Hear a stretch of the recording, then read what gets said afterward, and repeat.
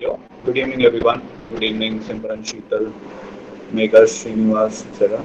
Okay, good evening. Welcome to the current affairs class. We'll be starting now. Before we start, there is some instructions that you please follow. If you tap the screen, you will get the mute button, both audio and video. Please mute it. Okay, if you unmute it, there will be unnecessary disturbance also. So if you have any doubt during the session, you can ask any question. I will try to explain it, repeat it, or whatever doubts you have, you can ask. Okay. I hope everybody have downloaded and read the current affairs magazine, May month magazine. Okay, we'll start with national issues. Somebody can reply. Okay, and audible clearly. This class will be from both prelims as well as from mains point of view, but mainly will presently, because prelims is nearby, we will focus from prelims point of view. Okay, but at the same time, I will also stress upon what all topics you can expect from these notes or material from your mains. Okay, I will try to just guide you through. Okay, because all the content, everything is there in the magazine itself. I will just guide you through, okay, as to how questions will be asked, what you need to focus, etc. Okay, wherever it requires some explanation, I will do so. But conventional topics from polity, economics, etc., I expect you to know those basics or will be taught in your regular classes. Okay, this will be mainly to guide you through what type of question, what are the important, and mainly discussing through what is necessary from your prelims as well as your mains point of view. Okay, now we'll start with the first topic, that is annulment of elections of MLA. Okay, so this is basically news because Gujarat High Court has set aside the election of an MLA, okay, on grounds of corruption practice and corrupt practices or manipulation of record. Now, why is this? I mean, what information that you need to remember over here, and what type of question that you can be asked from this particular topic? Nobody will ask you from which state, etc. That is not what they're going to ask. Okay, the question is related to disqualification of elected representatives. Okay, so we have MPs and we have MLAs. So disqualification of the elected members. If you recollect, okay, there disqualification is done under the constitutional provision, and there are some provisions under the Representation of People's Act. Okay, I'll just repeat it again. Okay, so a member can be disqualified. The provisions are mentioned in our constitution, and then there are some provisions which are mentioned in Representation of People's Act. Okay, in the constitution you have the disqualification of the members. Okay, in the regular in Article 102 of Indian Article and the 10th schedule. So you have two provisions in the constitution which deals with disqualification. Now you have to remember certain points from the exam point of view, right? So who disqualifies an MP? Who disqualifies? Anybody who can tell me who disqualifies the member of parliament? Yes, the president. And who disqualifies on the a member of parliament on the basis of anti-defection, that is 10th schedule? Yeah, the speaker. The speaker will disqualify, or the chairperson, okay, will disqualify on the 10th. So these are the things that you have to keep in mind. That is what is, you have to stress over here. Now I'll just read out what I have highlighted. So the annulment of the election of MLA was on the basis of the returning officer illegally rejecting 429 votes which were received via postal ballot. All these information is not necessary. Just remember the story. So recently an MLA in Gujarat, okay, was disqualified on the basis of illegal returning officer illegally rejecting 429 votes in the postal ballot. And if you look into the specific details, the victory margin was only 327. If this vote were counted, okay, maybe the opposition leader or opposition member would have got elected. So the court held that election as invalid, Okay, under the section 101D4 of Representation of People's Act. Again, this section is very difficult to remember. You don't have to worry. So section 100 of the Representation of People's Act, under which, so if you see there is in the next page there is a box on the Representation of People's Act. So under the Representation of People's Act, section 100 deals with disqualification, okay, or when the High Court can declare a particular candidate's election as invalid. So there are 5 conditions under which the High Court can give recommendation for the disqualification of the member. So here, candidate was not qualified or was disqualified, okay, to be chosen to fulfill the seat.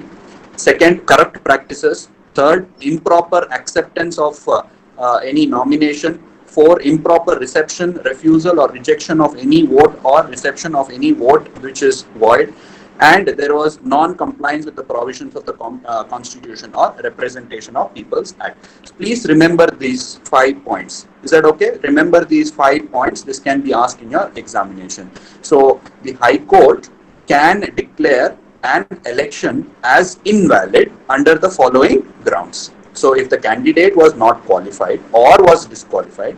Second, if there is any corrupt practices, or if there was any improper acceptance of nomination, or if there was any with respect to voting, if there was any discrepancies, or if there was non-compliance, okay, with the provisions of the Constitution or Representation of People's Act. Very important. This can be asked in your preliminary examination. Now, what happens now if you from your prelims, from your static prelims, you should be able to appreciate. Now, if there is any election dispute, okay, whether it is MLA elections or MP election, the petition is filed in which court? Supreme Court, High Court, or the District Court? Anybody? The petition, okay, seeking for invalidating a election can be filed in which court? Yes, High Court. Pratik has answered it right. So if a person is not happy with the election, he can file a petition in the High Court. Okay. So over here I have highlighted this. This petition is not an ordinary civil suit. It is treated as a contest in which the whole constituency is involved. Now the High Court, on the basis of Representation of People's Act section 100, will look into the election, and if there is any of the condition is fulfilled, then the High Court will consider this election as invalid. Next, what is the step? So then the High Court will issue, once the petition, if the candidate has been found guilty, the case is then sent to the secretary of the concerned state legislature. Can you see this? So it is sent, the High Court will send it to the secretary of the concerned state legislature, or to the Lok Sabha, or to the Rajya Sabha. Is that okay? Then they will forward it to the president, who in turn will forward it to the election commission. So look at the hierarchy. So you will go to the court. The petition will be filed in the High Court. From the High Court will send it to the secretary or the Secretary General of Lok Sabha and Rajya Sabha. They in turn will send it to the president or the governor. Governor will ask recommendation of the election commission. The election commission will tender their opinion, and then based on the opinion, okay, the president and the governor will disqualify the member. Based on the recommendation of the election commission, the president and the governor will disqualify the member. Is that okay? This is under Article 102. Okay, very important. Okay, remember 102 article. Okay, so High Court is directly you will approach the High Court. Okay, the High Court will then send the recommendation to the president or governor through the secretary of the concerned legislature. Then president or the governor will ask the opinion of the election commission. The election commission will give their opinion, and the opinion will be binding on the president and governor. Is that okay? On what grounds? I have already mentioned over here. Okay, on 5 grounds they can be disqualified under the Representation of People's Act. Post election they can be disqualified. Is that okay? So disqualification, if you some basics about disqualification, the Constitution of India provides the disqualification of member of parliament under Article 102. Okay, so what are the grounds under which he can be disqualified? 1, if he holds office of profit. Second, if he is of unsound mind. Third, he is undischarged, insolvent. Four, if he ceases to be a citizen of India, or as per the law made by the parliament. These are the conditions under which a member of parliament can be disqualified. The parliament has enacted a law. That law is known as Representation of People's Act. I hope this is clear. Is that okay? So the background is that in Gujarat High Court, but then all these points can be asked in your examination. Most of the time we focus on 10th schedule. Yes, most of the time disqualification may Lord, we know in and out about 10th schedule. But with respect to the regular disqualification, we usually don't discuss because the most controversial issue is 10th schedule. Okay, moving ahead. Minority medical colleges and NEET exam. What is NEET exam? National Eligibility Entrance Test. So it's a single entrance exam for all medical colleges. Okay. So under this, okay, there was an issue. The minority educational institutions had claimed that Article 30 gives them the protection, okay, to administer their educational institution. So therefore, they need not come under the NEET exam. Okay, so NEET is an all India exam, single entrance exam for medical colleges. So minority educational institutions said, no, we don't want to come under the NEET because Article 30 gives us this protection. If you see that Article 30 of the Indian Constitution gives rights to the minorities to establish and administer educational institutions. Okay, but the Supreme Court has said in its order that the NEET examination will be applicable to minority educational institutions as well. Okay, so this is important only from, this much is important from prelims point of view, but from the mains point of view, you will have to analyze. Okay, you have to analyze as to, whether they have the constitutional rights being protected, etc. So that you have to keep in mind. In previous discussions with some of the students I have already had, so over there, the Supreme Court has clearly made a distinction. It has made distinction with respect to secular and religious affairs of religious institutions. I'll repeat again, the Supreme Court has made a distinction between secular and religious affairs. And the Supreme Court has said that under Article 30, these minority educational institutions, under Article 30, the minority educational institution has has full rights to handle their religious affairs. But as far as secular affairs are concerned, okay, they do not have absolute rights. Okay, what are the secular aspects? Secular aspect includes administration of education, curriculum, okay, appointment of teachers. If you recollect in January current affairs, we had discussed that West Bengal had appointed teachers even in minority educational institutions. The Supreme Court had said that it was okay to do so. West Bengal High Court had said it is okay to do so because appointment of teacher, their quality, etc. comes under the secular aspect. It comes under the secular affairs. So therefore, there can be intervention from the state. The state can interfere. I hope I am making myself clear. So Supreme Court has made distinction of minority educational institutions, so secular affairs and religious affairs.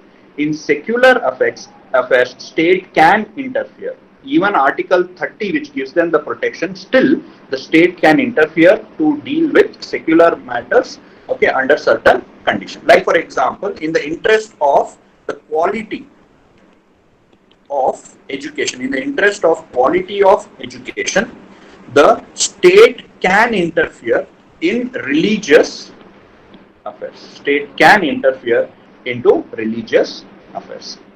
Okay. So that is about NEET and minority educational institutions. It's quite a big concept, that minority educational institutions and their fundamental rights, etc. So this is a very small issue in that big topic. Okay. Next, central administrative tribunals. Okay, so this is just some data, some facts or information you have to remember. Not a very important topic. So Central Administrative Tribunal is established under which article? Article 323A of Indian Constitution. So basically it will adjudicate disputes and complaints with respect to recruitment and conditions of services or a person appointed by the government of India. This administrative tribunal has been set up under the Administrative Tribunal Act, and it has the power similar to that of the High Court. Okay, it is guided by the principle of natural justice and not by civil procedure code. Like any other tribunal, okay, it is not guided by civil procedure code. This is to fast track cases. So tribunals are special courts which are established, which are special in terms of they deal with certain specific aspect of economy or polity or constitution, etc. And they are they do not follow the traditional civil procedure code. They just follow the principle of natural justice. This helps to come up with decisions much more faster.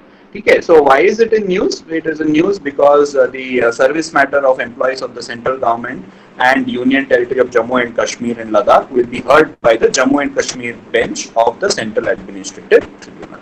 Okay, so that is why it was in news, but that is not important. What is important is what is the Central Administrative Tribunal. Okay, it has similar jurisdiction and authority and contempt itself as a High Court.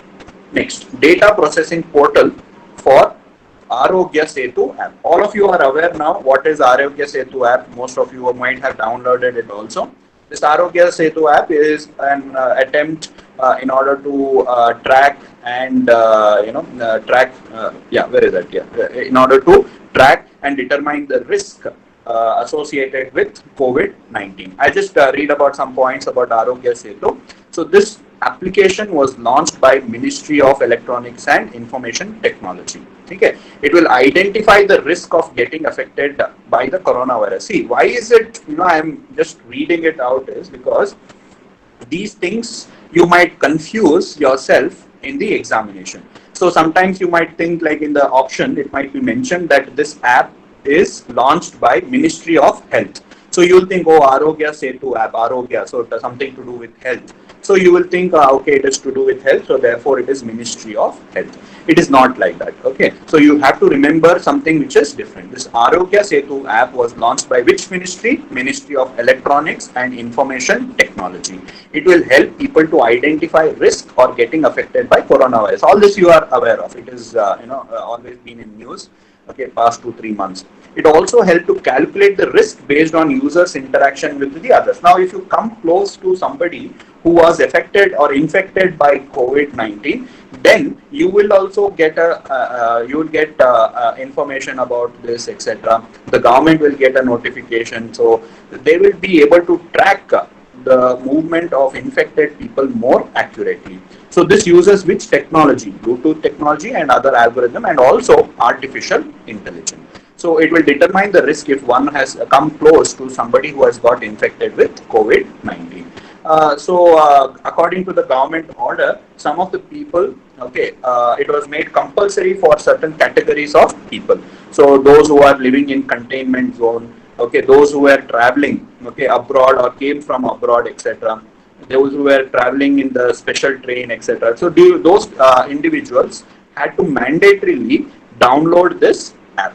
Okay, so that was in news, etc. So why is it again in news is that the ministry has come out with the released the protocol for Arogya Setu app. Okay, so that is there in news. So that is why you have to know about it. Arogya Setu app. I hope it is clear. These are all from prelims point of view. Okay. Next, 3-year tenure for civilians in the army. Just some information remembered. So there is a 3-year tour of duty service. Tour of duty service. What is this? This is for civilian to bring them closer to the actual experienced military life. And if approved, it will be a voluntary engagement. It's a voluntary engagement, and there will be no dilution in selection criteria. The advantage is that it will benefit the army because they are temporarily going to join the army, so therefore they will not get any benefit like gratuity, etc. They will not be getting, so therefore it will have a lot of savings for the army. Just keep this in mind. Okay, that's all. There's nothing much information that you need to remember. Next one, Prime Minister's Research Fellowship Scheme. Okay, this is an important scheme, so keep these some of the points in mind. Okay, I'll just tell you what is the Prime Minister's Research Fellowship Scheme. This was launched in which year? It was launched in 2018. What is this? Here, the student will be given admission to PhD programs, okay, which will offer direct admission to such student in PhD. I'll repeat again. This was launched in 2018. Okay, so over here, talented individuals. Okay, Okay, those who are doing their PhD programs in IITs, IISERs, and IISc, etc. Those who are doing PhD program, they will be allowed to take up your research. Okay, they will be allowed to take up research in cutting edge science and technology domain. I'll repeat again. Okay, so those who are doing PhD in various colleges, okay, will be allowed to take up research in cutting edge technology. They will be given stipend or fellowship, 70,000, 75, etc. And also a research grant of 2 lakh per year will be provided for them for a period of 5 years. To cover their academic contingency experience as well as their travel experience to foreign and within India.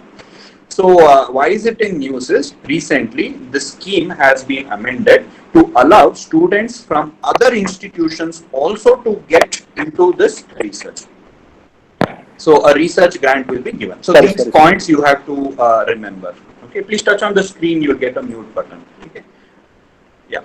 So now, after amendment, other institutions, those who are doing PhD in other institutions also will be eligible. Criteria is one of the criteria is that their GATE score, okay, has to be so and so. So there is 2 channel of entry now. One is direct entry and the other one is lateral entry. So in students who are studying in other institution also can enter the Prime Minister's Research Fellow. Just keep these points in mind, all from prelims point of view.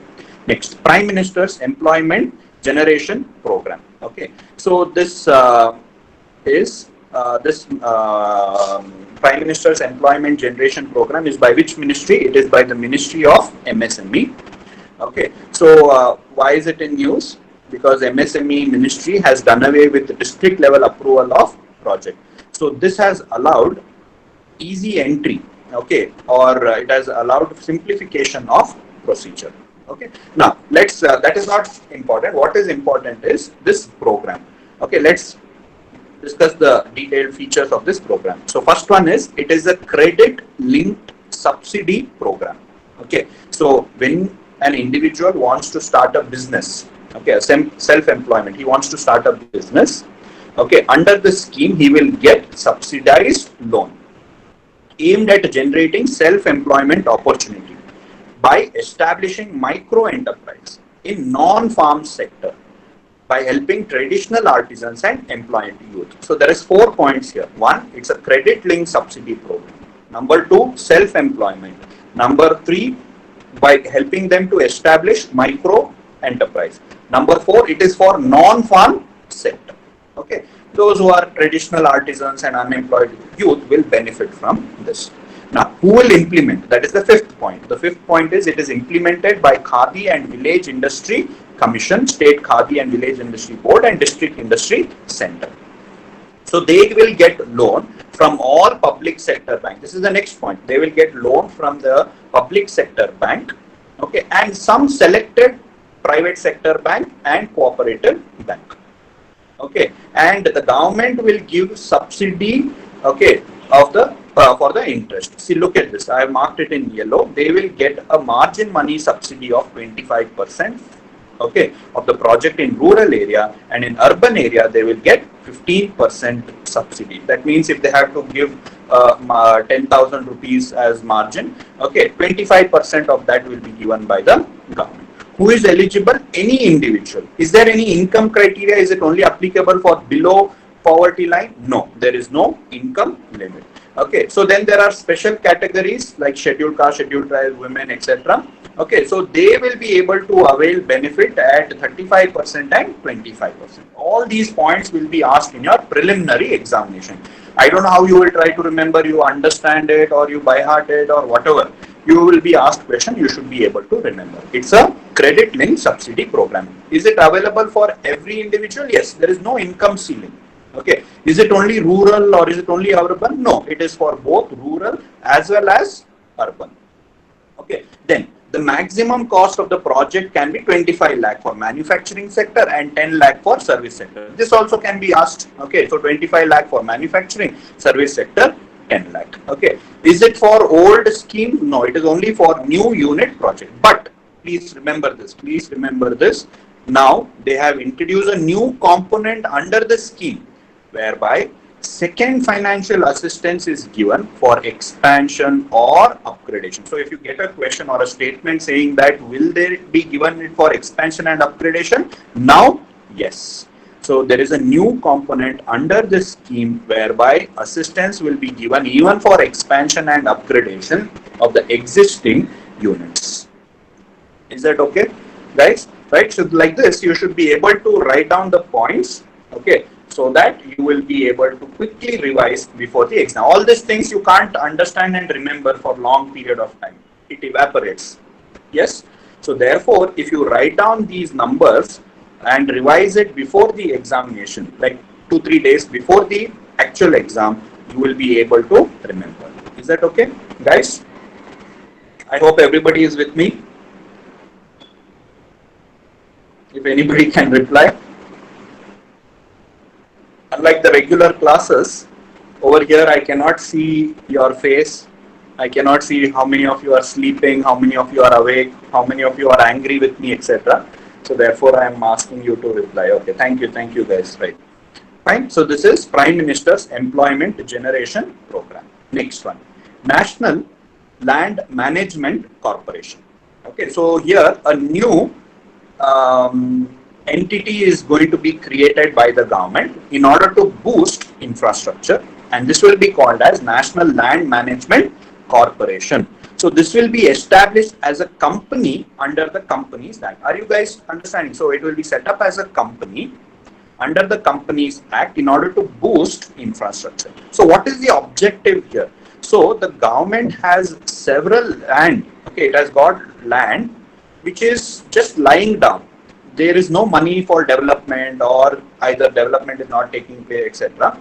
So this land can be monetized. Okay, that means either the government can sell this land or it can give it on lease for private people who will in turn develop infrastructure. You would have seen, no, railways, etc. You would have seen across Bangalore, railways has lot of land, okay, which has been fenced and simply kept like that. Okay, so now what the government is planning to do is monetize this. To monetize this, they are creating a special purpose vehicle called as National Land Management Corporation, which will be set up as a company under the Companies Act. Okay, so here the objective is to help monetize state-owned surplus land asset in a systematic and a specialized way. Like they will be professionally managed. The corporation can raise capital from the equity market also based on the value of the leased asset. Okay, something like your real estate investment trust. They can borrow money based on this land. Okay, they will work with various government, including state governments. Okay, so various departments like railways and defense. You would have seen in Bangalore, lot of land, vacant lands are lying down in prime areas of defense, and railway land is being located in prime areas and they are not being utilized. So instead, they can utilize, generate revenue. So government wants a lot of money, now for fighting the economic crisis post-COVID. So government is planning to do all of this. This will provide land on lease or other revenue sharing model for commercial purpose. It will also take up co-development of private land parcel adjoining government land to maximize the revenue. Okay, please keep this in mind. So this can be asked in your prelims, or when you are asked to talk about economic progress, economic reforms, etc. You can mention this particular National Land Management Corporation. Next, Soil Health Card Program. All of you are aware of the Soil Health Card. Very commonly topic and very commonly asked question also. So you should know the features of Soil Health Card Scheme. This was launched in 2015. The idea is to identify what? The nutrients requirement of the soil. so that the farmers can judicially utilize, okay, the fertilizers, so that there will be improvement in the quality of the soil. So that is why you have soil card. So soil card to the farmers, okay, which will carry crop wise recommendation of nutrients and fertilizers, so that they can judiciously use the input, which are fertilizers. So 2 set of fertilizer recommendation for 6 crops, okay, including the recommendation of organic manure. Okay, sometimes these questions, statements will be asked. Does it also do with organic manure? Yes. The farmers will be recommended on will also be given information on additional crop on the basis of demand. Okay, so if they want, they can ask additional, and it will be available in local languages also, 21 languages. The status of the soil, okay, on 12 parameters. Okay, you can look at this: macronutrients, secondary nutrients, micronutrients, as well as physical parameters. Not only to do with nutrients. Please remember this point. Sometimes they will ask this statement: is it to do with only nutrients? No, it is not to do with only nutrients. Even physical parameters. What physical parameters? The pH and other things will also be determined. Okay. Yeah. So why is it in news? So recently, the Ministry of Agriculture and Farmers Welfare will reviewed the progress of soil health card. Okay, and they have also recommended that in the year 2021, the major focus will be on mass awareness. So it is successful. Okay, this initiative is successful. So the government wants to create more awareness. Still, a lot of farmers are not aware of this scheme. So they want to create more awareness. Number 2, they want to set up village level soil testing lab by involving the youth, women, self-help group, etc. So that there will be grassroots level, development of this agriculture and other things. Okay, they will focus on enabling employment generation. Okay, by incorporating adequate skill. So the soil health card labs will be set up at village level, which will not only benefit the farmers but also will generate employment, okay, in rural areas. Okay, so this is about soil health card. This data I have marked over here. Please remember this data from your mains point of view. See, when you are asked to analyze, okay, the soil health card scheme, what has been its benefit, is it good, etc. When you are writing an answer, you should be able to substantiate your argument. So one way of arguing is to give some data. See this, a 2017 study by National Productivity Council, NPC, found that the soil health card scheme has promoted sustainable farming and led to decrease in the use of chemical fertilizers by 8 to 10%, a rough estimate. See, when you are writing your answer, you will say, because of soil health card scheme, okay, we have been able to reduce the use of fertilizers by 8 to 10%. If you are able to remember which data, etc., it is well and good. Besides an overall increase in the yield has increased by 5 to 6%. So in your notes, okay, micro notes, you should be able to write down that because of soil health card, okay, the overall fertilizer need has reduced by 8 to 10%, and the crop yield has increased by 5 to 6%. This data you write down somewhere in one place like this. Some few data you should be able to remember. Okay, this will be very useful for writing your mains answer, essay, etc. Okay, so this is from your mains point of view. The features of soil health card is important from your prelims point of view. I hope everybody is clear. Okay, you have a doubt? How does it create employment? Yes. So what actually they're trying to do is to set up village level soil testing lab and give skill, okay, for the youth in the villages. Okay, so the youth in the village will be skilled appropriately to manage the soil testing labs, and this will generate, okay, employment, okay, in allied sector of agriculture. This is one way of generating employment. Further, this is direct way of creating employment. Indirect way of creating employment is that there may be increased productivity in agriculture. So therefore, various other sectors, allied sectors, food processing, etc., can also benefit. So that could be indirect way. But directly, how it is going to create? By developing skill set. Okay.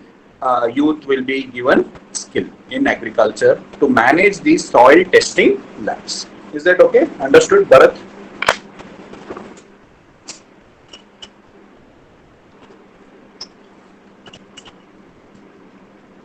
Okay, great. Next, edible oil mission. Edible oil mission. See, again, this is important from your mains point of view. Okay, but generally, what you have to appreciate is that this edible oil sector, okay, in India, is facing, a lot of what do you say? 1 minute. Yeah. So this edible oil sector in India is a significant subsector in agriculture. See, India is one of the major oil seed grower, but in spite of that, India is also one of the largest importer of oil seed. Okay. See, India depends on import, okay, to meet 70% of our edible oil. If you look into the statistics data, after petroleum and gold, the third largest import into India is your edible oil. Okay, so this shows that if we want to substitute import, one way of doing this is that we start growing edible oil seed in India.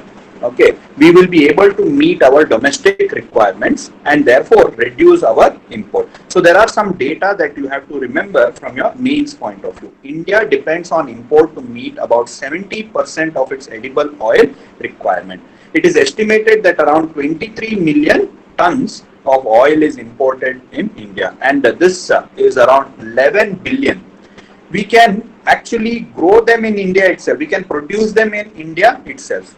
But because of our failure, we are not able to produce them, and therefore we are importing. So therefore, from your mains point of view, this becomes very important. Okay, so there is a mission, okay, called as National Mission on Edible Oil Seed in order to boost the production and achieve self-sufficiency. There is a National Mission on Edible Oil, which was which this mission came out in the 12th five-year plan.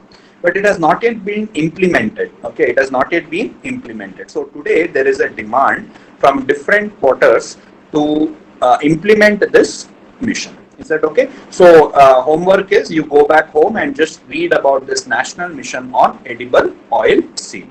Okay, so that is what you need to do. Next, Year of Awareness on Science and Health. Yash. Okay, it's a program on health and risk communication. This is from your prelims point of view. Just remember, what is this Yash? It is a program on health and risk communication aimed at minimizing risk at all levels with the help of public communication and outreach activity, promoting public understanding and safety measure. Okay, nothing much to explain over here. Just remember what is Yash. Yash is a communication initiative program in order to create awareness about health and how to manage the health risks. Next, Pahal project. Okay, 1 minute. Bharat, it is not only increasing the import bill, but also reduces forex reserve.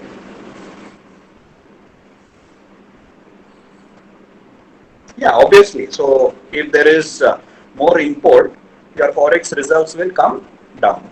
Right, so that is obvious, right? So if we import more, our forex reserves will reduce. If we export more, our forex reserves will increase. Okay, right. Pahal project. Pahal project. Now, what is this Pahal project? From your prelims, you have to remember. So this is an initiative, okay, in coordination with Government of India and USAID. Okay.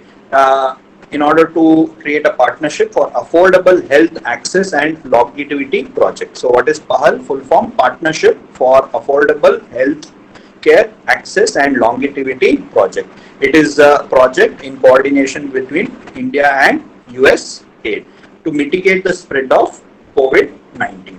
Okay. Now, what is the features? USAID will support the National Health Authority in establishing a financial facility which can mobilize resources from private sector to assist over 20,000 health facilities enrolled under the health scheme of Pradhan Mantri Jan Arogya Yojana. So basically here, what they are planning to do is a partnership between the private sector, private healthcare providers, etc., and establish a financing facility.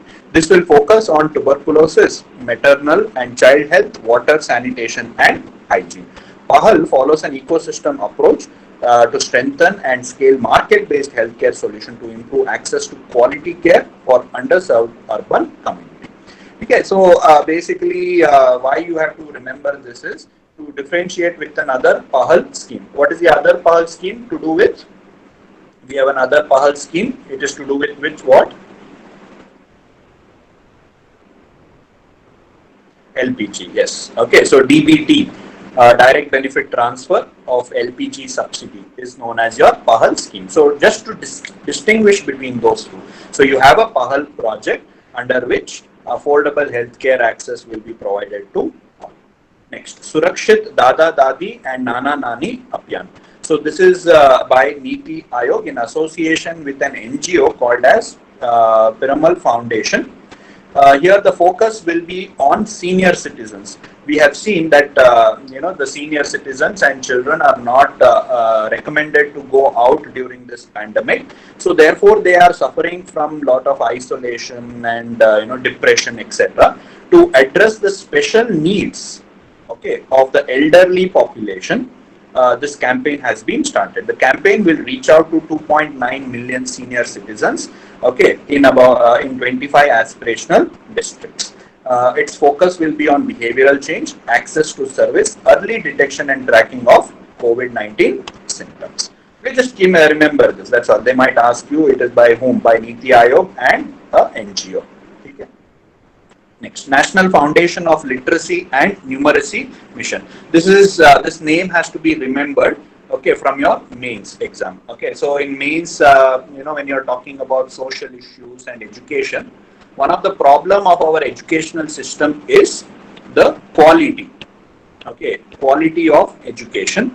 In order to increase or improve the quality, government has come up with various initiatives. One such initiative is National Foundational Literacy and Numeracy Mission. Is that understood? Okay, but from prelims point of view, it is self-explanatory. The scheme mission is self-explanatory. National Foundation of Literacy and Numeracy. What is this? This is for ensuring that every child in the country, necessarily attains the foundational literacy and numeracy in grade 3. We have seen that preschool education is virtually non-existent in India. So therefore, when children join the schools, they don't have the basic literacy and numeracy. So in order to achieve that, the government has come up with this new scheme called as National Foundation Literacy and Numeracy Mission. So this will be promoting teachers' capacity building, robust curriculum framework, learning materials, both online and offline, learning outcomes, assessment, tracking, and all of that. Okay. So this will be targeting age group of 3 to 11 years. These points can be remembered from your prelims point of view. This is mainly to achieve better literacy and numeracy ability, okay, between the age group of 3 to 11 years. Next, liberalized remittance scheme. Why is this in news? Is because, okay, the recent data shows that Indian residents, okay, have remitted a record $18 billion under the liberalized remittance scheme.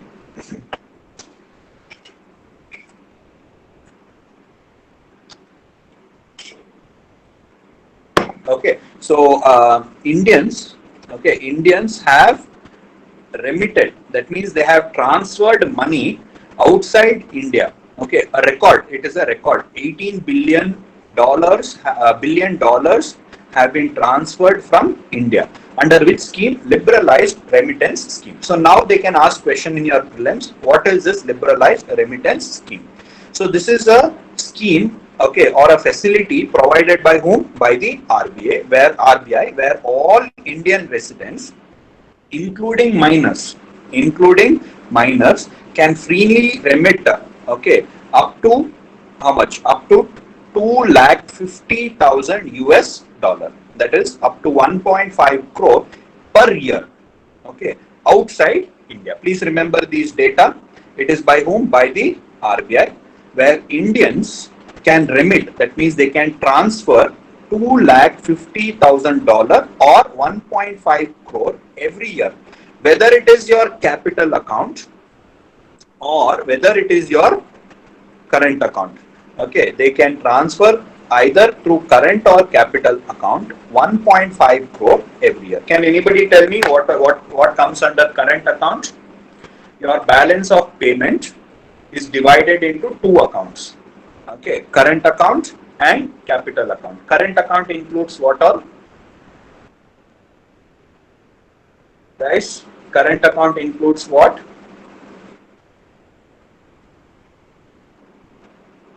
Anybody? Balance of trade and, guys, are you guys there? Anybody? Balance of trade and balance of service are invisible. Balance of trade and balance of invisible. Balance of invisible and balance of trade. What does balance of trade include? What does balance of trade include? Come on, these are basics you guys should be knowing. In 1 month you have prelims, KPSC prelims. Yes, import and export of what? Import and export of balance of trade includes import and export of goods. Yes. Okay, and balance of invisible includes your services, remittances, etc. Okay, so please remember this liberalized remittance scheme includes both your current and capital account. Don't get confused by the term remittance. Okay, so this liberalized remittance scheme can include both your capital route as well as your current route. So that means they can also invest overseas. Did you guys get it? Okay, this remittances scheme, liberalized remittances scheme also includes, okay, investments overseas. Okay, not only their balance of invisible like remittances for overseas education, travel, medicines, etc., but also it can be used for purchase of shares and property. See, why I am stressing is these are the things where we make mistakes. Okay, we will apply our mind. Sometimes we will think too much and we will read the name. Oh, liberalized remittance scheme. Oh, remittance means it should come under current account. So therefore you will think it is only to do with remittances. But it is not only to do with remittance. The money remitted can be used for purchase of shares and property. Okay, it is also open to maintain and hold foreign currency account with overseas bank for carrying out any such transaction. Under which law does this come? It comes under the FEMA Act, Foreign Exchange Management Act 1999. See, all these points are very, very important. Okay, you have to remember. So it is by RBI.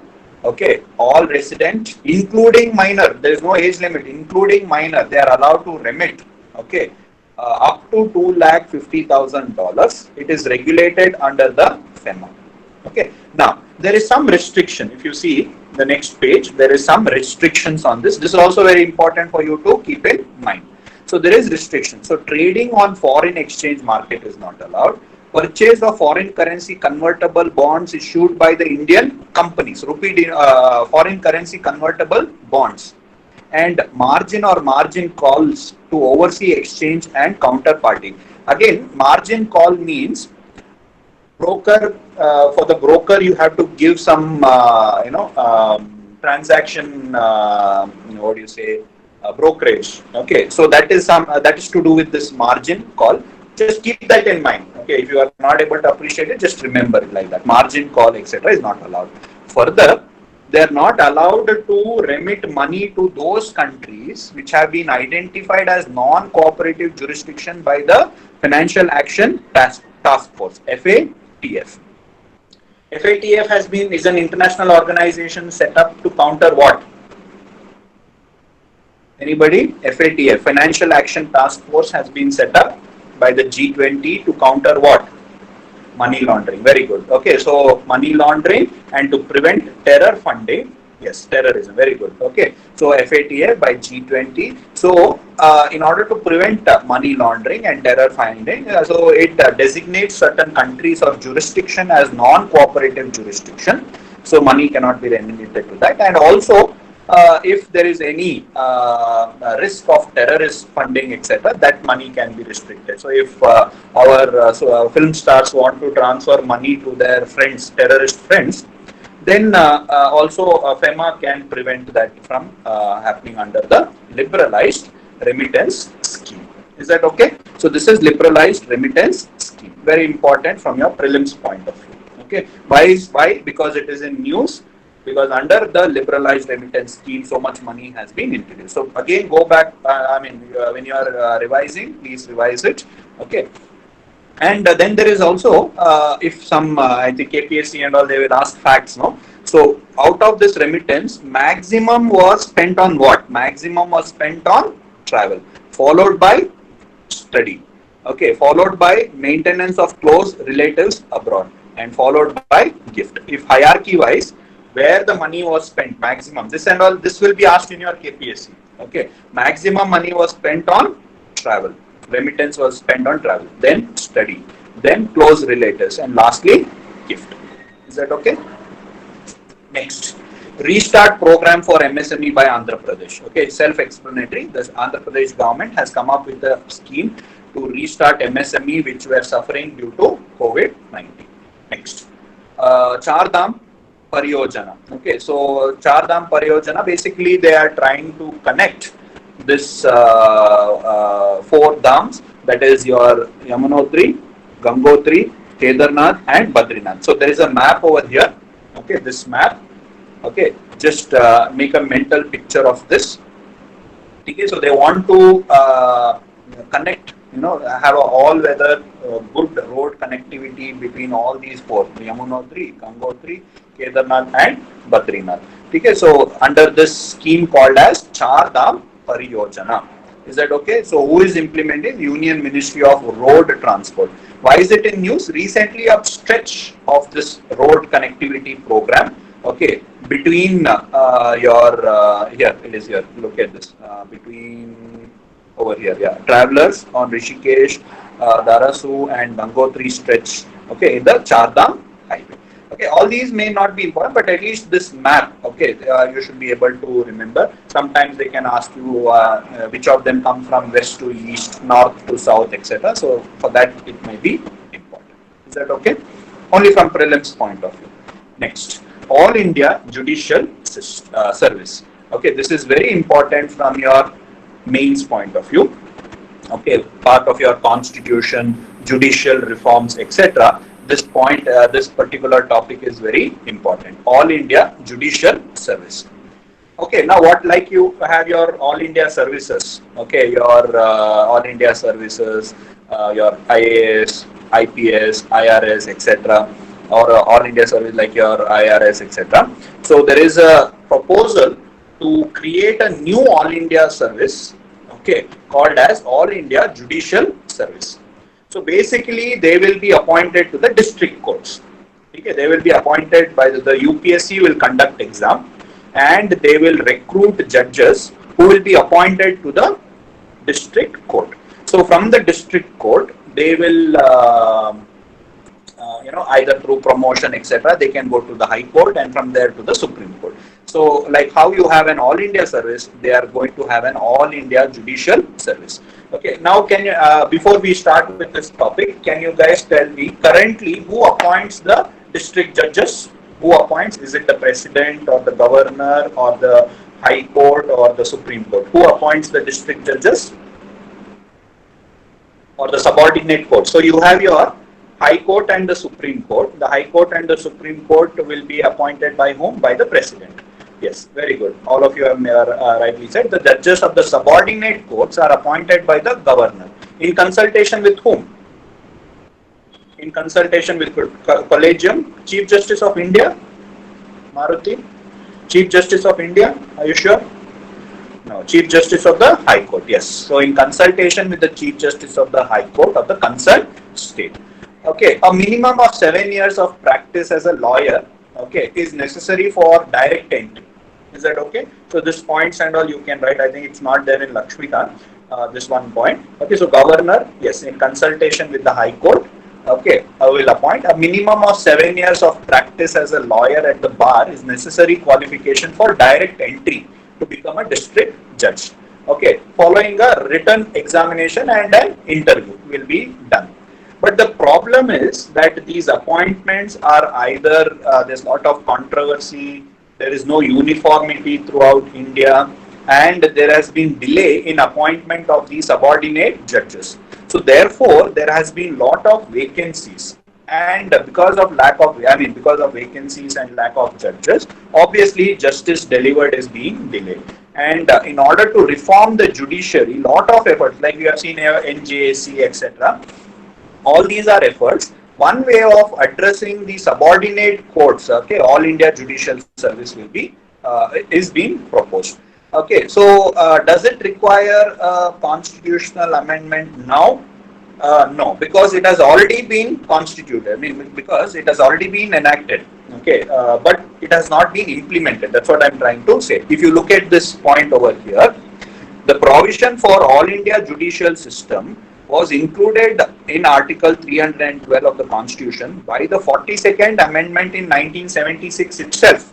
Is that understood? So this has been already passed by the Parliament, but it has not yet been implemented. Okay, the resolution is passed. Okay, so now all that is left is, okay, the resolution has to be passed. The Parliament can do so. Okay, and they can establish the All India Judicial Service. They don't even need the confidence of the state now, because it's already there in our constitution. Okay. Okay, so it is passed through under Article 312. 312 allows Rajya Sabha to pass it. Okay, the resolution by 2/3. Once the resolution is passed by the Parliament, it can be amended. Okay. Now, the government is in the process of finalizing a bill to establish an All India Judicial Service to recruit the officers to the subordinate court through an entrance exam. So this will be done by appointed by the High Court and the state. Presently this will allow the Pan-India test. So UPSC could hold this standardized entrance test to recruit the judges at the lower court. This will create a pool of talented people who could later be part of the higher judiciary. Okay, so from your mains point of view, you have to analyze it. Is it good or is it bad? Is it good or is it bad? Okay, so there are some issues you can read about it. One of the main concern is state government. The state government does not want to give away this power of appointment. The state concerned, the authority of appointment of lower judiciary will be taken away and it will be done by the UPSC. So they fear centralization. That is number one. Number two is, if you look at the local district courts, etc., okay, they most of the cases are argued in local language. They will be argued in local language. So the states fear, okay, that if they are appointed by the central authority or by UPSC, etc., a person from North India, how will he be able to hear cases from in Kannada or other language, local languages? So that fear is there. But the government's counter argument is that IAS, IPS also, they are appointed from other states, but then they have to compulsorily learn the local language in order to overcome the language barrier. Okay. Fine. Next, Hindi official language in Haryana court. Okay, so this was challenged in Supreme Court. So recently there was a change that was made in Haryana Official Language Act 1969. This is all from your mains point of view, just for your analysis. Haryana Official Language Act 1969, by introducing a new section 3A, making Hindi the sole language to be used for conducting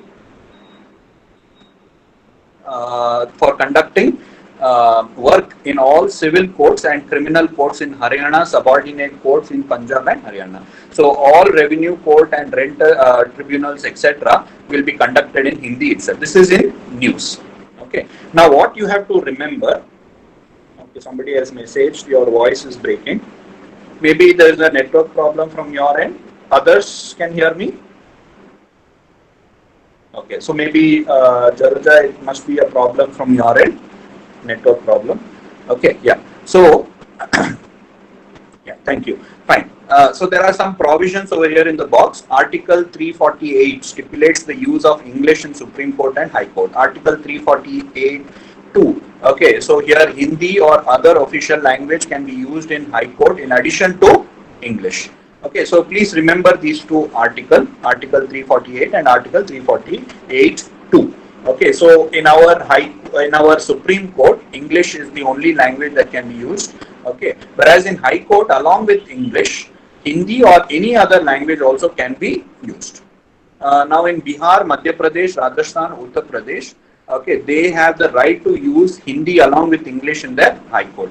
But the same has been withheld for Tamil Nadu, Gujarat, Chhattisgarh, who wanted to use Tamil, Gujarati and Hindi. So you can keep these facts in mind for your prelims. So in High Court, can English and other language be used? Yes, it can be used. Okay, that right has to be given. But currently, it is not in all High Court that other languages are used. English is used in all High Courts. In few High Courts, along with English, the local language or Hindi is being used. Okay. Next, National Career Service Project. National Career Service Project. Okay, I'll just start. Just give me a minute. I'll start.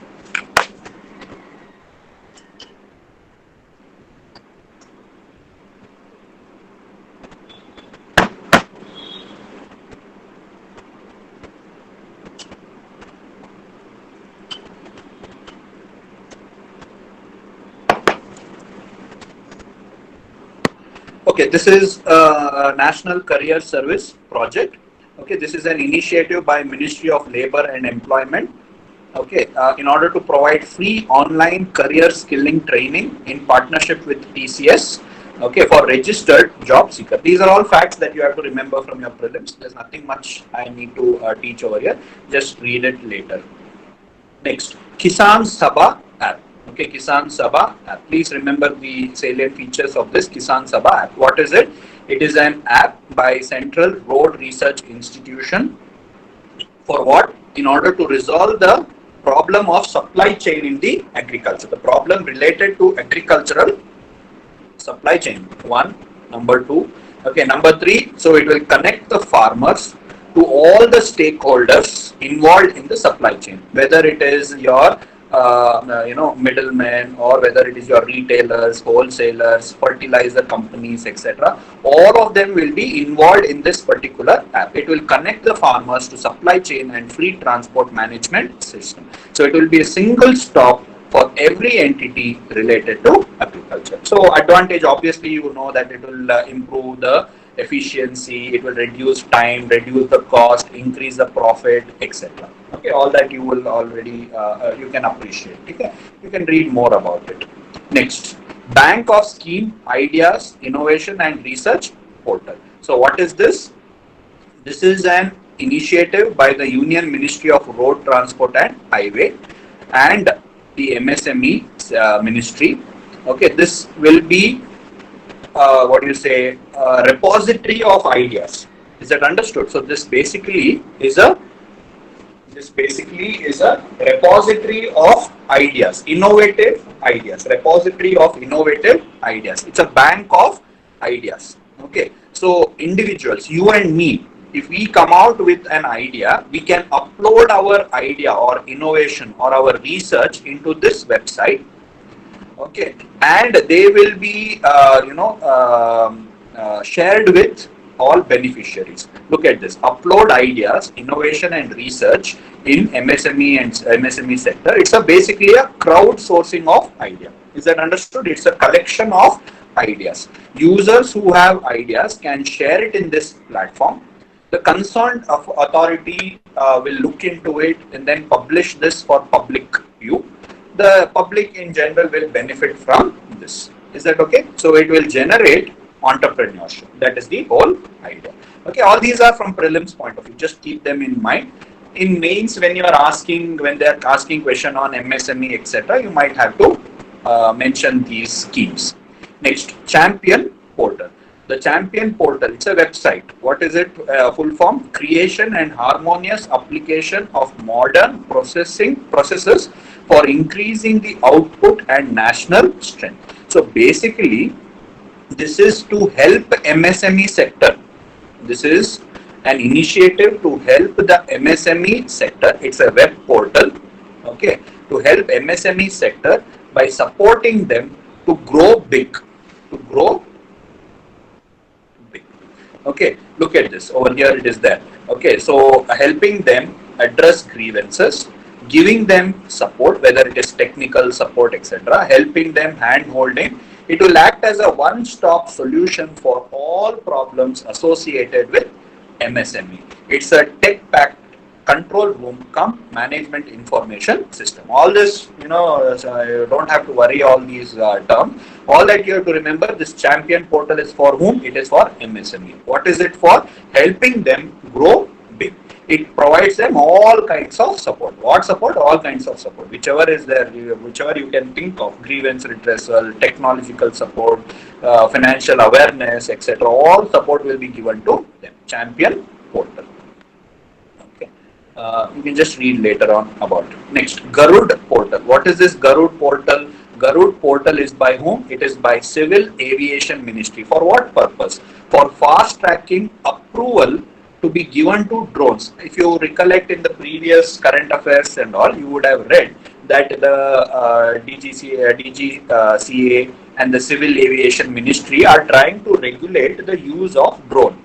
Okay, but drone has shown benefit, especially during this COVID situation, in order to survey, okay, surveillance and other things. This drone is being utilized. Okay, but they would require approval for using drone. To fast track this approval of drone operations, this Garud portal has been created by the Civil Aviation Ministry and DGCA. That's all. You remember so much from your prelims point of view. For fast tracking approvals for drone, which will be used for COVID-19 related operations, whether it is for surveillance and other benefits. Is that okay? Next, goal program. What is goal program? Going online as leader. By whom? Okay, this is again very important. All the points, in each scheme, like 5-6 points, you have to remember. Who is it? Ministry of Tribal Affairs and Facebook India. What is it? It is for digitally skilling the tribals. Okay, so that is why it is by Ministry of Tribals. So it is for digitally skilling the tribal youth. Okay, Facebook and Ministry of Tribal Affairs have come up with a program called as Going Online as Leaders. It will provide mentorship to the tribals. What will they focus on? They will focus on 3 things: digital literacy, life skills, and leadership and entrepreneurship. Youth living in rural areas will be given training to use digital platform by empowering them, giving them mentorship, skills, etc. So others, the story is self-explanatory. Facts, what you have to remember is, which is it by Google, is it by Facebook, is it by Jio? Okay, it is by Facebook. Which ministry? Tribal ministry. And digitally skilling. These 3 points, if you are able to remember, rest of the story you can hook it up. Obviously, they would require smartphone. Obviously, they would require internet. Obviously, it is to do with skilling and all that you will know. But the 3 points you will not be able to remember is by which private? Facebook. Which ministry? Tribal. And for what? Skill training in digital technologies. Is that okay? Like this, you have to remember the salient points. The story, it is okay. You can write on your own or remember. Next, Umang app. Okay, now it is in news because Indian Meteorological Department has now been added into this Umang app. Okay, now that is not important. What is important is, what is this Umang app? Basically, this is app of all government app, something like that you can remember. App of all government app. So basically, it's a unified mobile application for new age governance. Like how you have your Bangalore One or Mobile One. Okay, Bangalore One may you get all services under one single roof. Same way, under the Umang app, all government departments services are provided under one single app called as Umang app. This is by the central government. So it's a unified mobile application for new age governance by Ministry of Electronic and Information Technology. Make government accessible and all that. So 660 service, 127 department, 25 states, etc. are under this one single Son. Okay, seamless integration with digital services of Aadhaar, DigiLock, Pay, GOV, etc. are provided under this. Okay. Okay, all these facts you don't remember, huh? The 660, all that, it keeps changing, you might not be able to remember. So don't worry about it. I have just marked it over here just to appreciate, give you an appreciation as to how many service and departments are there. But obviously the numbers and all is not very important. Next, National Test Abhyas mobile app. As the name itself, tell you, Test Abhyas. So it is an application. Okay, it's an application in order to help student practice mock test. It's only for your mock test. Just check if they have UPSC or KPSC mock test in them. Okay, it's free of cost. It is developed by the National Testing Agency. Now mainly it is basically to do with school education. Okay, not your civil services. Okay, developed by national testing agencies, enable candidates to take mock test. Very simple it is. Especially now everything to do with digital education, etc. is becoming more and more. Now we are conducting these classes also through digital technology. Same way to take practice test, this app has been created. Conduct, okay, now another data that or facts you have to remember is about National Testing Agency. This is from your prelims point of view. National Testing Agency is an autonomous testing organization to conduct entrance exams to various institutions of higher learning in India. So basically this has been created, okay, as an entity to conduct all, conduct all exams, okay, being conducted now by other, bodies. See, CBSE, AICTE and other bodies, okay, and their exams will be now conducted by this entity, National Testing Agency. It will be chaired by an eminent educationist, okay, who will be appointed by Ministry of Human Resources.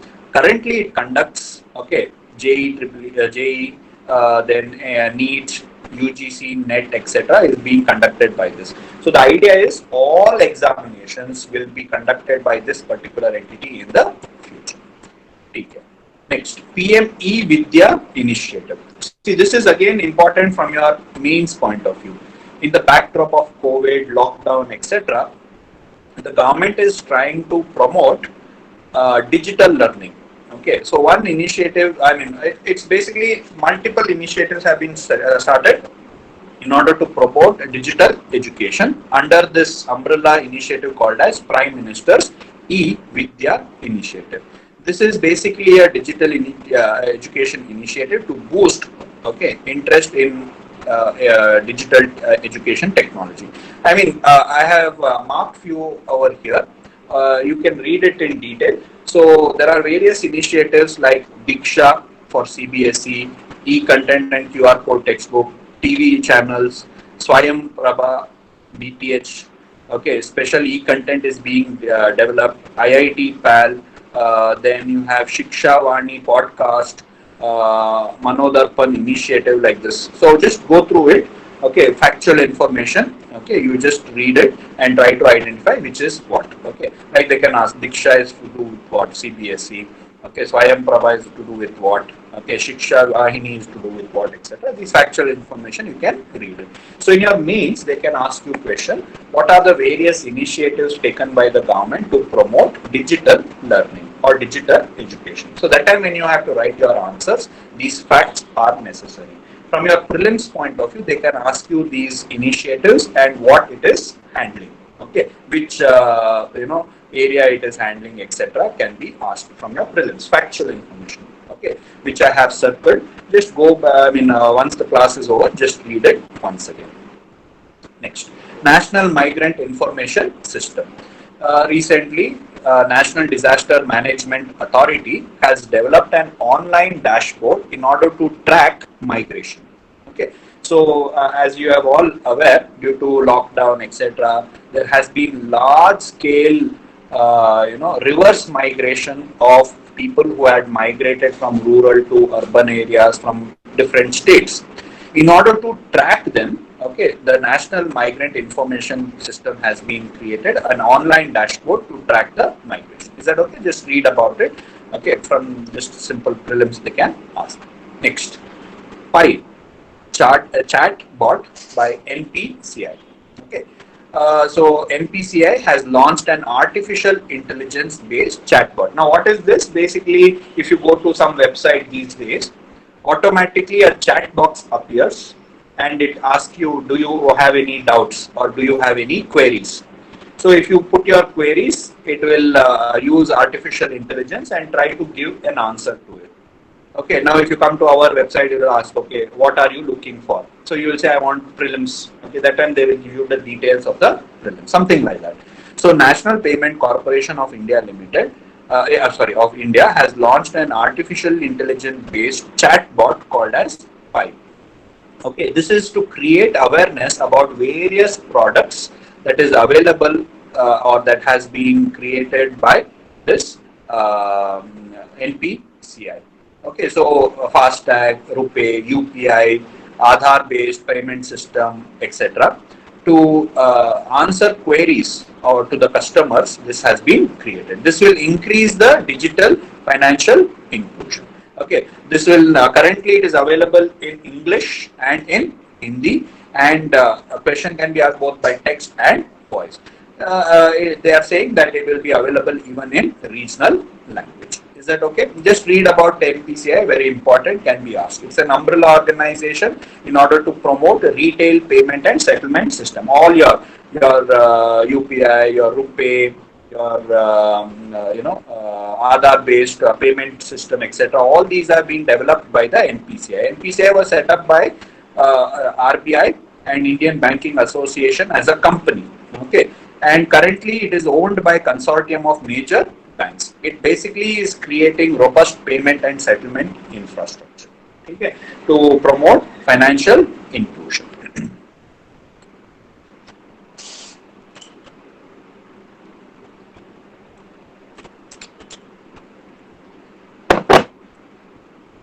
Next, Atal Pension Yojana. Why is it in news? Because it has completed 5 years. It was launched in May 2015. So May it completed 5 years. So therefore it is in news, and obviously therefore you have to know the features of these Atal Pension Yojana.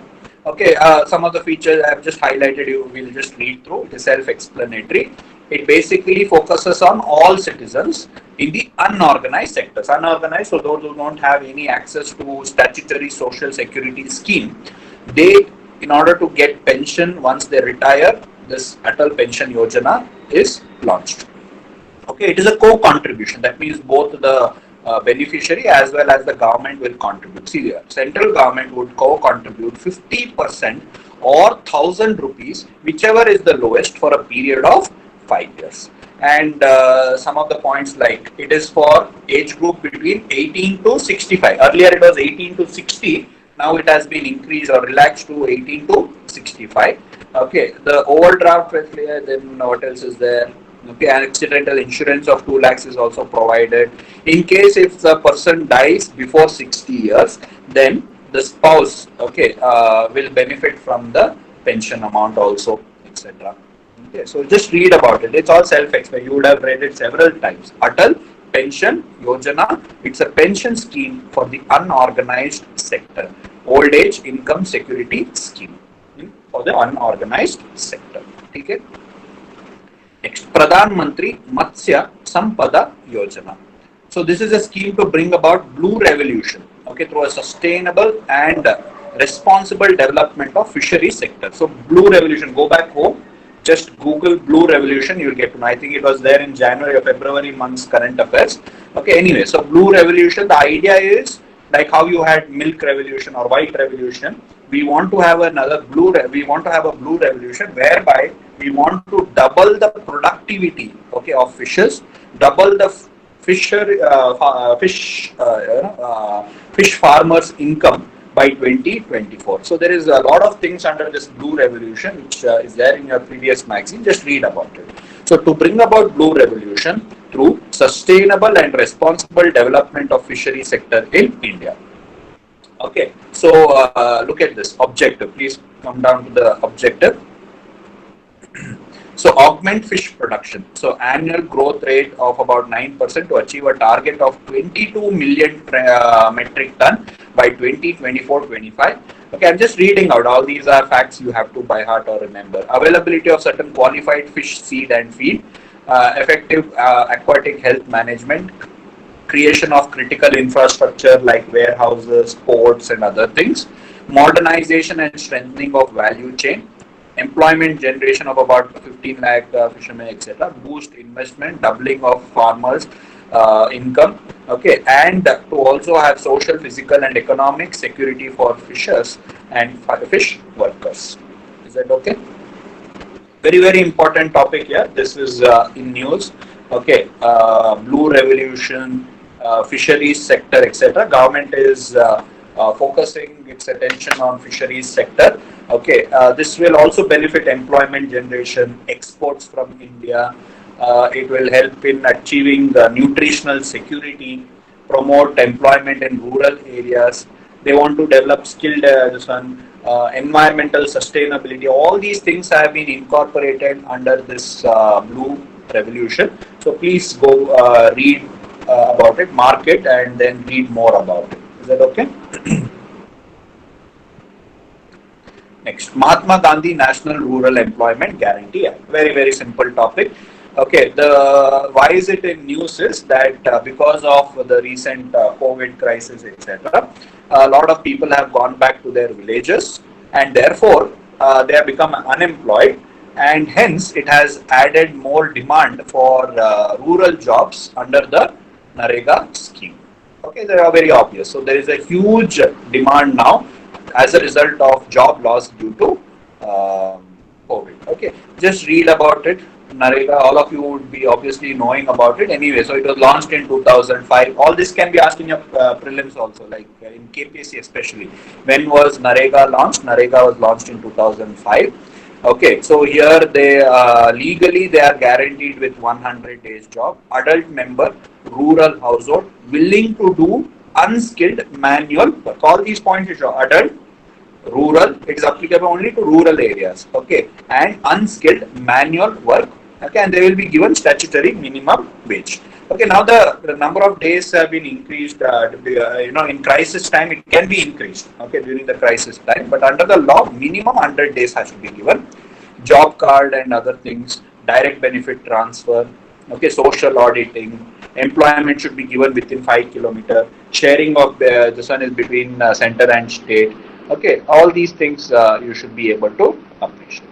Okay, so this is some of the topic. Next, continuing, Kudol initiative. What is this? This is by an NGO in Manipur. Okay, so why is it in news? Because these are all facts which can be asked from your prelims. That's all. From prelims you remember and then leave it. The United Nations, okay, Secretary General's Envoy for Youth has listed Manipur's Kudol, okay, as the top 10 global initiative for an inclusive fight against COVID-19 pandemic. So therefore it is in news. So Kudol means what? Gift. Okay, it is by Manipur. So what is this? It's a crowd-funded initiative of an NGO called as Ya All, an Imphal-based NGO. Okay, what is it for? It is for transgenders football team. First transgender this Ya All NGO had created the first transgender football team. Now this Kudol initiative is crowd-funding initiative to ensure food, health, hygiene for LGBT community, people living with HIV, daily wage earners, children and adolescents. I'll repeat again, this Kudol initiative is a crowd-funding initiative to ensure that food, health and hygiene. You might have seen in COVID-19, a lot of poor people did not have access to food. Many NGOs, I think many of you also would have contributed or you would have volunteered during this time. The same way in Manipur also, this Kudol initiative was started where they specifically focused on the LGBT community, okay, and people living in HIV, daily wage earners, children and adolescents. Is that okay? So just remember it from your prelims point of view. Then institutional delivery has dipped during this COVID situation, because one is lack of public transport, getting in fear of getting infected. Okay, then small private nursing homes were conducting these things, and entire health machinery was battling with COVID-19. So non-COVID health services took a toll. So this they have done several data to show what all has got affected. The institutional deliveries has got affected, has reduced. Okay. Next, all these are not that important. Okay, just from prelims point of view and some data from mains point of view. Next, less invasive surfactant administration. So recently, a medical technique called as LISA, that is less invasive surfactant administration, has been used for treatment of lung disease or respiratory disease syndrome among the premature baby. So premature babies whose lungs would not have developed. So therefore, mechanical ventilation, you would have seen tubes etc. would be inserted, okay, to help them breathe, but this used to cause lot of damage. Okay, to avoid that, a new technique called as less invasive surfactant administration, okay, by using surfactant, which reduces the surface tension between solid, liquid, or liquid and other things. So this was used to reduce the mechanical ventilation. Just remember that, Lisa. Next, human challenge trial. What is this human challenge trial? Okay. This see, now we are trying to invent vaccine for COVID-19, but this has to go through clinical trial. So normally, for any vaccine to be commercially released in the market, clinical trial has to be conducted. 3-phase clinical trial has to be conducted. The first phase, small group receives trial vaccine. Second phase may, look at this. Second phase may, people are given a larger group of people are given vaccine, and third one, people are given both placebo as well as vaccine. So there are 3 phases, which takes lot of time. Now in this COVID situation, we want to fast track the vaccine development, and therefore something called as human challenge trial is done. What is this human challenge trial? 1 minute.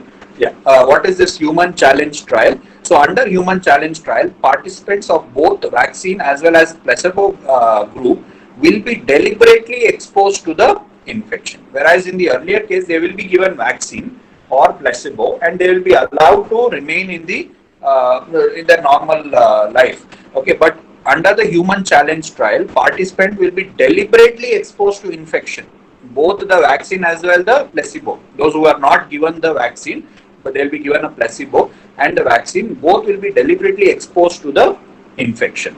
Okay, thus they are challenged by the diseased organism, and then the trial. Therefore, the idea is to reduce the valuable time, but it is very risky. Obviously, when they are exposing an person to this kind of infection, it is risky.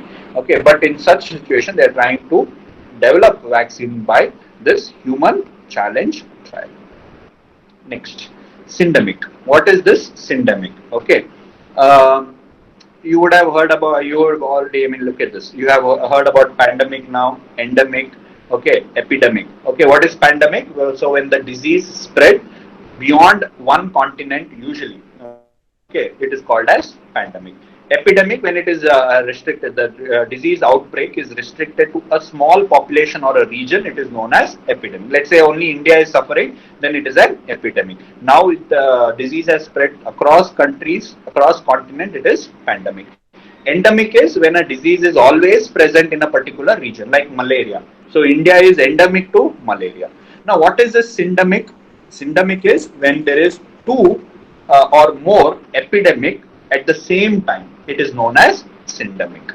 Two or more epidemic or an endemic or a pandemic is occurring at the same time. It is known as syndemic.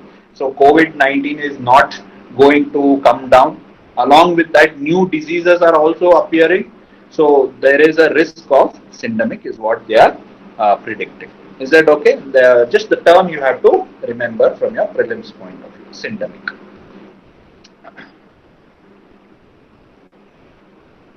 Okay. So that completes your polity and social issues. Is there any doubt so far?